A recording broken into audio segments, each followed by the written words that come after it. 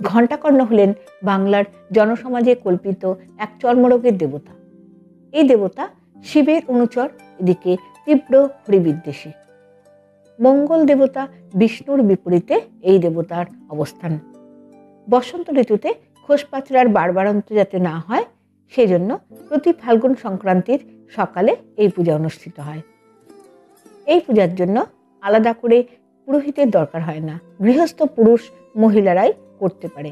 পূজার জন্য লাগে মুড়ি ভাজার পুরানো ঝুল কালি মাখা একটি মাটির খোলা, যাকে বলে তেলে হাঁড়ি।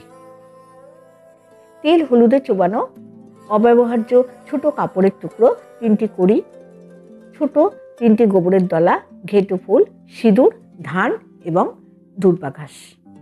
প্রথমে ব্রতী এলো চুলে বসে বাম হাতে মাটির খোলাটা নিকোনো জায়গায় বসিয়ে দেন। তারপর গোবরের দলা লাগিয়ে কড়ি, ঘেটু ফুল ও সিঁদুর দিয়ে সাজানো হয়। খোলার উপর বস্ত্রখণ্ডটি বিছিয়ে দেওয়া হয়। বাড়ির সামনের উঠানে বা একটু দূরে বাড়ির সামনে রাস্তায়ও 3 মাথা বা 4 মাথার ধারে পুজো অনুষ্ঠিত হয় এবং ছড়া কাটা হয়। ধামা বাজা তোড়া, কুলো বাজা, এলো এলো দ্বারে ঘেটু রাজা। পূজার শেষে ছেলেরা বাঁশের লাঠি দিয়ে খোলাটা ভেঙে দিয়ে হরিবিদ্বেষী ঘেটু দেবতাকে অপমান করে। তারপর দৌড়ে গিয়ে পুকুরে জলে হাত পা ধুয়ে আসে যাতে চর্মরোগ না হয়। এরপর মহিলারা বস্ত্রখণ্ডটি এনে বাচ্চাদের চোখে বুলিয়ে দেন এবং খোলার ঝুলকালি কাজলের মতো পরিয়ে দেন যাতে চোখ ভালো থাকে।